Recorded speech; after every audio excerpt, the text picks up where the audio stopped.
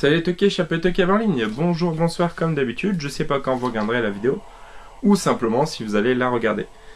On se retrouve une nouvelle fois pour une suite d'une vidéo, enfin une nouvelle vidéo achat récent, pardon. On va commencer sans plus tarder. Donc le premier film que je vais vous présenter, c'est une sorte de Indiana Jones, un film d'aventure. Et je trouve déjà la jaquette hyper belle. Donc c'est Dakota Harris. Voilà. Donc c'est avec John Hargreaves, voilà, c'est un film de Colin Eggleston. Donc film qui a l'air assez vieux. Hein. Et film d'aventure, donc ça a l'air vraiment plutôt stylé. Ensuite, la jaquette fait totalement Sin City, mais ça s'appelle Revenge City. C'est avec Jason Lee, Sacha Grey, Ron Yuan. Voilà, prêt à tout pour venger celle qu'il aime. Donc voilà, film de revanche, beaucoup d'action, des culs apparemment, ça a l'air cool. Ensuite, ça je vais le garder ici. On continue donc avec de l'horreur cette fois-ci. Donc le premier que je vais vous présenter c'est Girls Wanted, donc c'est Gunnar Hansen, donc Massacre à la tronçonneuse, il y a Tony Todd également, et Edwin Neal, donc c'est Girls Wanted. Las Vegas, milieu des années 90, des cadavres de fillettes retrouvés dans les poubelles de la ville défraient les chroniques et sèment la terreur. Le meurtrier mène en réalité une existence paisible au-dessus de tout soupçon. Photographe pro de jeunes mannequins, il débusque ses proies sur petites annonces. Son parcours macabre et sa brutalité légendaire ont fait de lui le tueur en série le plus célèbre de l'Ouest. Ce film est la reconstitution de son œuvre terrifiante. Voilà, Girls Wanted, la jaquette fait très Babysitter Wanted, on est d'accord. Ensuite, bah typiquement le genre de petit film sans prétention qu'on voit chez Noz pour 99 centimes généralement. Donc préhistorique. Voilà. Bon, le dinosaure, je vous cache pas qu'il a l'air un peu dégueulasse quand même. Hein. Mais bon, faut voir. Préhistorique. Ensuite, je crois qu'il me manquait peut-être que celui-là dans les Scarecrow, donc c'est pas mal. Donc Scarecrow, simplement le premier. Voilà, donc slasher avec un épouvantail en fait.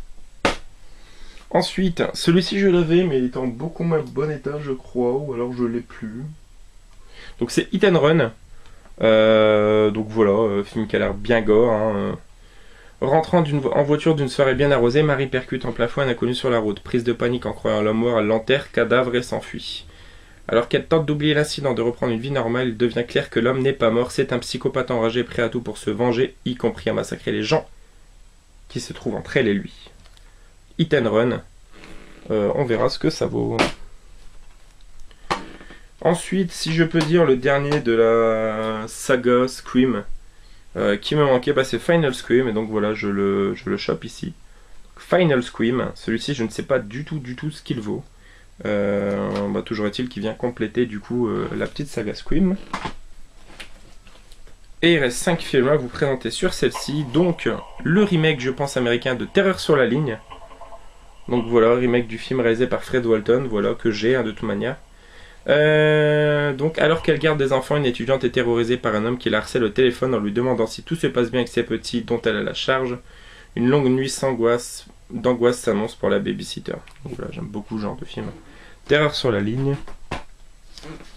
Ensuite, continuer avec une petite curiosité. Bon, le film n'a pas l'air extrêmement ouf niveau graphique. Mais pourquoi pas, c'est un film de 86, hein, donc ça peut s'expliquer. Donc ça s'appelle Gargoyles. Donc voilà, c'était déjà un film de chez Lionsgate, hein, le vieux logo. Je sais pas si on voit, non. 2 agents de la CIA sont envoyés à Bucarest en Roumanie pour une affaire de kidnapping. Sur place, ce qu'ils découvrent ressort de l'inexplicable. Une gargouille démoniaque captive depuis des siècles s'effate de sa prison pour se repaître de sang humain et procréer. Voilà, ça peut être quand même pas mal. Donc Gargoyles. Ensuite, l'avant-dernier s'appelle Bloodlust the Vampire of Nuremberg. La créature sommeille en lui. Un jeune comptable sourd et muet souffre d'un traumatisme psychique dû à son père violent et alcoolique. Il collectionne les poupées et s'introduit la nuit dans les morgues pour y mutiler les cadavres de femmes. Il aime en secret sa voisine qui n'est pas insensible à sa présence. Malheureusement, celle-ci meurt d'un accident, ce qui va rendre notre comptable complètement crazy. Donc voilà, je suis en train de regarder au niveau du casting. Mosquito d'Erchanger en le titre original. Et donc voilà, The Bloodlust Vampire of Nuremberg. Pour terminer, le premier, Donkey Punch, voilà, film que je voulais depuis un bon moment. Thriller, sex and drug blood qui fait froid dans le dos, pratique sexuelle sauvage qui pousse au meurtre collectif, violent et excitant. 3 jeunes anglaises en vacances à Mayotte rencontrent un groupe de garçons membres de l'équipage d'un yacht. Ceux-ci leur proposent une promenade en mer alors que la fête bat son plein entre alcool, sexe et drogue. Un accident sexuel va transformer le rêve en cauchemar. Si j'ai pas de bêtises, le Donkey Punch c'est une pratique sexuelle où tu es derrière ta partenaire et au moment où tu dois jouir en fait, tu tapes au niveau de la nuque je crois et ça peut arrêter le souffle cardiaque. Il me semble que j'ai lu ça une fois quelque part. C'est peut-être une chanson de Val d'ailleurs, c'est peut-être pour ça que je m'étais renseigné. Donkey Punch, voilà. Ensuite pour terminer, la petite pépite de cette vidéo, c'est un film avec Boris Karloff et Christopher Lee, 2 monstres du cinéma horrifique. Ça s'appelle La Maison Orcelée, donc Curse of the Crimson Altar. Et le voici. Donc très content de choper cette petite pépite. Voilà, c'est inspiré d'une œuvre de Lovecraft, donc dédicace à toi l'ami Julien.